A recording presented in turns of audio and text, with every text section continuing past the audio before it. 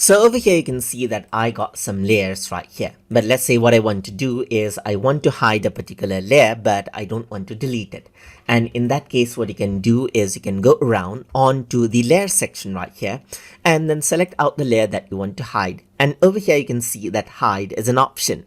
Once I go around and click, the layer is hidden. It's not here. It seems like it is deleted, but it's not deleted. It's simply hidden right here. You can also go around and do that with the other shape right here, and this is what you have. And you want to get back those layers again, then you can simply go around over here and click on the eye icon and the layers are here.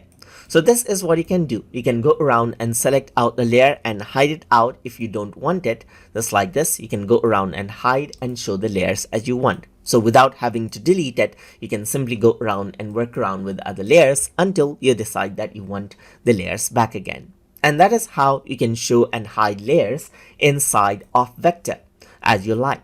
So I hope you guys learned something as always. And as always, please like, comment, share, and subscribe.